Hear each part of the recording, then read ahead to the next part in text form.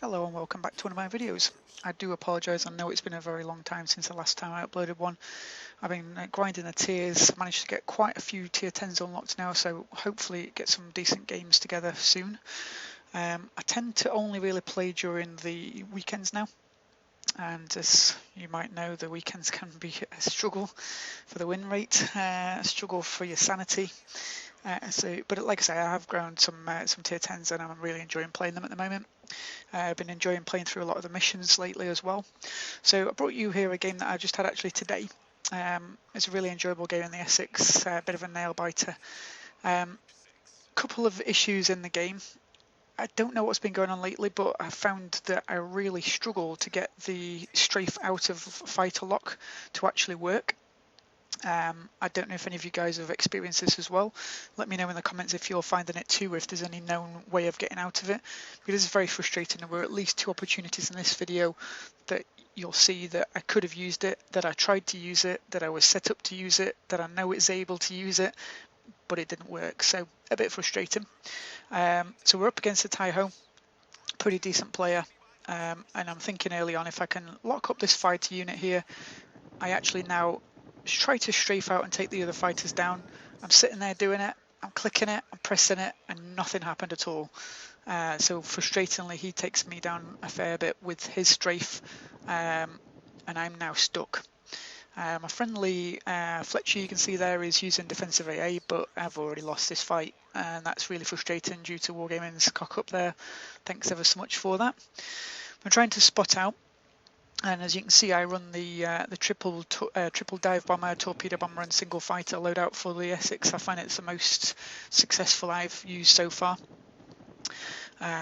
He's not been able to kill planes yet, though, and because of my friend the Fletcher, he's only just winning this fair fight, this air battle, as it were, at the minute. So as you can see, I've got my strike aircraft just orbiting in friendly AA bubble. I want that fighter to be dead or no longer an issue. But I'm looking at the map, and you can see on their enemy team there's an Amagi has pushed well out of position right now. So I'm going to focus him. He's got a couple of ships around him, but nothing that can really deal big damage to him. So I want to go in there and make the difference and protect the cap that my team's trying to sort of take at the moment. It seems like the majority of the team are pushing that way. What I'm doing so far as well, of course, is I'm not sure exactly which position our team is at the moment going to push. You can see now it's starting to be clear that they're going towards the sea cap, so that's where I'm sending my planes. I'm going to try and get some fires onto this Amagi, and then we'll finish up with a torpedo run and hopefully get some floods on him. We'll see how that goes now. So the torpedoes lining up. So quite frustratingly, we had a lot of bomb hits there and absolutely no fires, which is pretty rare. But this guy is taking some damage so far. Before that fighter manages to stop me doing anything, I'm just going to shut him down and get him killed. Frustratingly, you get 2 floods, so had he had a bit more HP, I would have probably been able to do a bit more to him anyway, and probably would have got some damage over time. So we're a couple of minutes into the game, only 40,000 damage and a single kill to show for our efforts, and we've lost a fighter sort of work there early on. The fighter fights because of, unfortunately, a complete lack of control over the fighters, and they aren't responding properly to the strafe out of lock. So at the moment, the enemy team seems to have a lot of control over the caps. They've got 2 full caps, and they're really going to get a 3rd without our team really having much to do with it. We have a couple of battleships going up towards the A cap. On this particular map, I would always say the A cap isn't really somewhere to focus at all. It isn't a place that you really want to be engaging. As you can see, that the HUD manages to take out a single destroyer that had gained that cap, but he, at the moment, he isn't doing a great deal else. He's away from the fight, he's away from the push, he's away from anything really that we could do here. So now once again we're going to see that at the moment I was using the Alt key, I was setting up that strafe out of lock, and regrettably once again it's completely failed me, and he's been able to get a good strafe onto me and is now going to lock up my fighters. And with there being 2 squads, even though the Essex fighters are really strong, it isn't going to be enough, regrettably. So I'm getting pretty frustrated in this game so far, all this way into the game, and not really much to show for it yet. Their team are pushing in, our guys are running away. Playing fairly silly game at the moment, but I'm not doing much better, so I can't say too much. So a lot of communication on TeamSpeak at the moment between my friendly destroyer, which is Potato King and the Fletcher there. He's just going to smoke up as many battleships as he can do and save them, and I'm going to try and use as many planes as I can do to spot, because there are 2 or 3 destroyers ahead of the big clump there, and if they're launching torpedoes into the group, it's not good for the guys. So sometimes it's not about the damage you deal, it's also a little bit about the work that you do for the guys as well, for your own team, in terms of spotting destroyers, spotting torpedoes that they launch. So that's what I'm looking to do at the moment. I'm going to get the fighters out there and do that as fast as possible. And as you can see here, I'm spotting another destroyer, so that the guys know exactly where it is, seeing his torpedoes that he's launched, and we managed to get a couple of fires on the Scharnhorst that's escaping through the cap there. Now, I'd really like to get a drop on with the torp bombers, but unfortunately the fighters that we left alive earlier are coming to harass my torpedo bombers. They're going to prevent me from launching a correct drop here, but in a way they're also going to help a little bit, as you're going to see in a moment or two. So we do manage to get a torpedo into that guy. Doesn't flood, frustrating. But we have managed to get bombs onto the King George V. They don't set fires. And we also get a stray torp hit on that guy that wasn't planned at all. Now I know that the Scharnhorst was repaired, so I want to get some damage every time running on that guy. So drop him down a little bit for the team.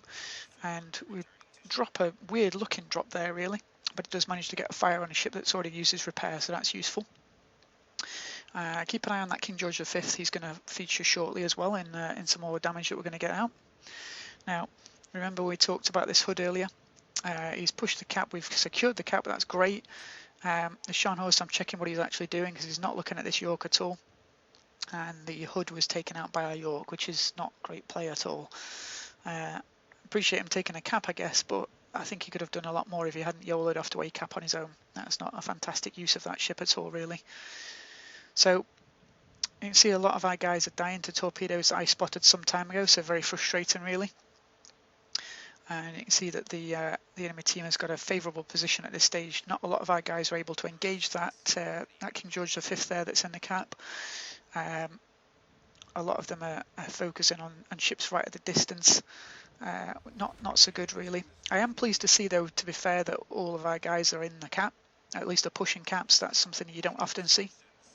And we've left that Scharnhorst on a sliver of life just there. Well, we do have bombers on the way to that King George V to try and get rid of him if we can do. And all I'm doing at the moment is just using these fighters to keep that Fubuki spotted, see if our guys can get some shots onto it. They are doing that well, and we've managed to spot all 3 of his torp spreads there as well, so they're spotted all the way through to wherever they end up for the rest of the duration of their run, so that's pretty good, I think. I'm requesting fire on the cruiser there because I'm fairly sure he's going to be running defensive AA, and I don't want to be tangling with that at this early stage in the game. So we've got the bombers, the dive bombers going against the King George V that's sitting in the cap just there. I want to get rid of him so that we can hopefully get my division mate or somebody into this cap and get some work done in there. So we've got 2 fires on that guy. We're going to use the torpedo bombers on him, but decide that maybe he's already going to burn out anyway. So let's push north with the torpedo bombers. And I guess who pops up there? Unfortunately, we do get the planes popping up. Was able to use a strafe. I was going to try and use these torpedo bombers against the battleship pushing into the cap just here, but unfortunately wasn't able to do so. There are a lot of torpedoes running around, and we fortunately managed to get the destroyer killed because he's not, he's not got his smoke available.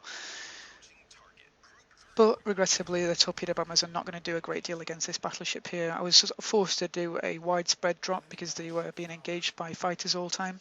And there's only one of them left.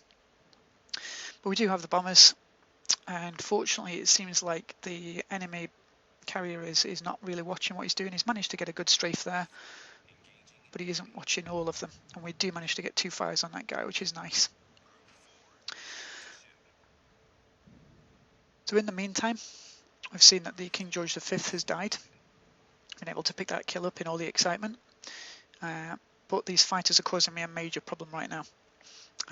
Not least because they're able to interrupt and do whatever they want to on my planes, but also I'm running out of fighters myself. I've now lost my last fighter. Perhaps you could say I'd used them badly, but I'd also like to point out that the strafe out of lock, if had it worked, would have been fantastic, would have been great, and would have been able to actually be useful then. Now my friendly destroyer is in the cap just here. He's taking the cap, but the cap is now contested by that ship that we weren't able to really do a great deal of damage to earlier. The situation is looking pretty desperate. We're a couple of 100 points down. We're not able to secure this cap at this stage unless we can get rid of that battleship. It is possible that the fire I put in him earlier and forced him to repair is going to work. Again, wanting to get rid of this low health cruiser, with defensive AA likely on him. I want to get rid of him so that I've got a chance late game of making a difference, of having an impact. Not going to be able to do that very easily if he's around and murdering my guys. So you see that my division mate gets rid of the ship that was contesting the cap. He's now able to confirm the cap as ours. Unfortunately, our friendly King George V is taken down by their carrier. Not a great deal I could do about that at this stage in the game. What do you guys think of the King George V? Are you enjoying playing it? I certainly am having a fantastic time in the King George V as well, finding it a really, really tanky, really effective ship. I really enjoyed it. Returning back to this game though, so yeah, we can see that our Tashkent is engaged in the Z46, being supported as well by my division mate. I did think that the torpedo bombers were going to drop him in his smoke there, but not the case. And unfortunately, our friendly Tashkent has gone down. Now I do manage to get a shot at him there, put a fire onto him.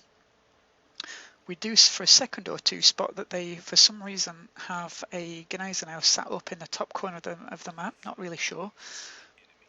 And we do get a second hit into that guy, doing a couple of thousand damage, so we haven't got much left, and we set a further fire after he's used a repair.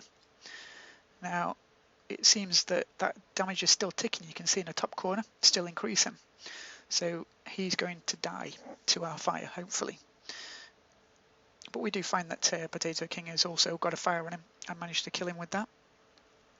Regrettably, Potato King is going to get engaged and spotted, and everybody's going for him. There's not much else left now, unfortunately. Now we see an Ognovoy. He uses smoke and he slows down, and he was spotted for just a moment, not moving very fast at all, so I managed to get a torp spread into him just as our friendly Fletcher dies. Unfortunately, managed to take out the Ognovoy and stop him from removing the cap from us. I think that was a defining point of this game that really did turn it around quite a lot. Now, wanting to see if I'm able to get a bomber onto this Gneisenau, because it looks like he's AFK, and I want the fire damage from him. However, this guy is more of a threat. We move in. You can't see it in this replay, unfortunately, but he does actually have defensive AA up, so I bring the bombers away. It will only last for 30 seconds. The worst case, I'm spotting him from a friendly rune, but I would like to get some shots into him. Now I notice that I'm detected by plane just now, and you can see it's these fighters coming to try and harass the bombers that are landing. He knows that I'm out of fighters now. He hasn't seen any of my fighters for a while, so I'm going to try and engage them. Pop defensive AA on the carrier, because I know he's going to hover around here for a little while. Make sure that they are targeted so that we're increasing. Now, note that the friendly rune has removed the Baltimore, so that's good. Now, the only thing that's concerning me is this York is really close to me. Really close indeed. He's getting very, very close and very worrying. Focus the other set of fighters now. Get them removed. and all hands to get that York dead as fast as possible. Now, ideally, I would have liked to have been able to be focusing on supporting this rune and giving him a bit of friendly AA, but regrettably, I'm not able to do so. And he is now, unfortunately, out of the game. So I'm on my own. I'm against 3 ships. Granted, one of them's miles away. Now, we do have 2 caps. You can see that we are, what's that, perhaps 110 points behind. But this York is pushing towards me. He wants to kill on the dead carrier, he feels. So we're going to try and focus this York. The first bomb drop.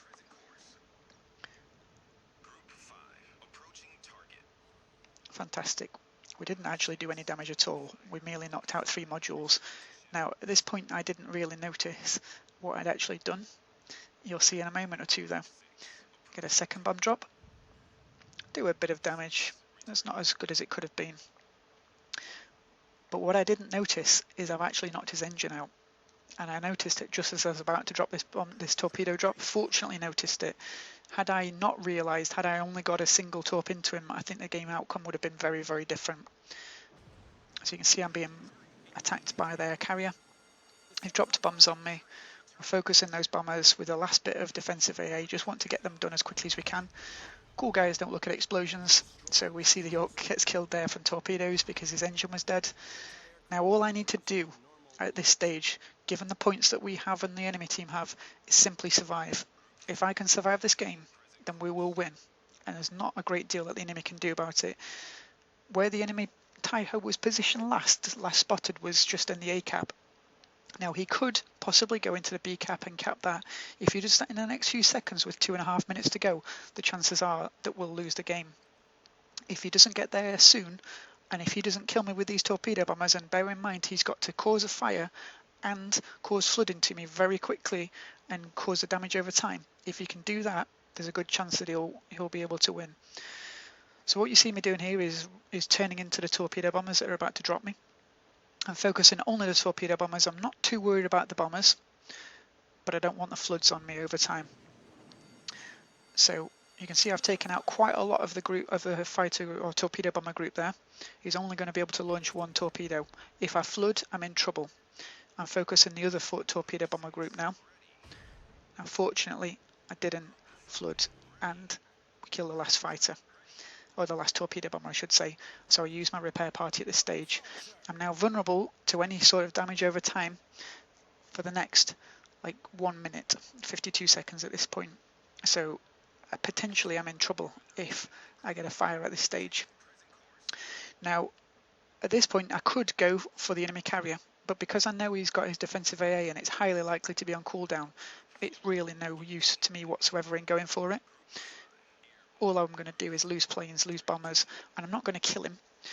So I figured I'd put some fires onto the AFK at the back of the map. Only at that point, the AFK at the back of the map decides to suddenly start moving. I think you'll agree with me that if that ship had actually been partaken in this game, this would have been a very different outcome. If he'd been pushing with his friendly team, given that we're down to the wire, I think this would have been very much different. You see we've got more bombers coming now. I still don't have defensive A up. I don't think I have the premium version of that at the moment. But it's not often you get so many bombers coming after you. Now, fortunately, that wasn't a fire on me there. Had that burnt me and the next torps coming in had caused a flood, I would have lost this game and I would have been dead. I've got all my strike aircraft going after that Gneiser now just to soak up a little bit of extra damage. There's nothing else I can really do at the moment to affect the outcome. And the enemy carrier is right now capping the base, but at 100 points behind and with such a short amount of time left on the game, there is no way they can change the outcome of this game apart from by killing me. And I don't think he can do that with the planes he's got left in the air. So I'm just enjoying myself and I've killed a couple of planes. If I kill 2 or 3, the chances are he can't really do a great deal to me. I'm making sure that this drop goes nicely into this Gneiser now. See if we can delete him with the single drop. Nice to get the congratulations from the team for a change. And I'll get a couple of decent drops onto him. Take 2 torpedoes from the enemy carrier. But it's too late for him to make any impact now. Less than 30 seconds left on the game. We are just over 100 points ahead. He's about to complete his cap. but it is too late and it is not interesting. Again, really lucky there not to take damage or fire damage. Very low on damage now with a damage repair party on the cooldown, but at this point I realised it wouldn't have mattered either way, even if I'd burnt from those drop bombs just then. So you can see some lovely damage ticking away just there, and you're able to see at the end of this game I managed to secure 10,000 experience, 13 torpedo hits, 30 bomb hits, 14 fires from those. We didn't do a great deal of damage over time, as you see in a moment, but we're top for the team. 48 plane kills in the end, despite losing all my planes early. Like I say, not a lot of fire damage. And we do manage to make a nice amount of profit. Thanks for watching. Please do subscribe.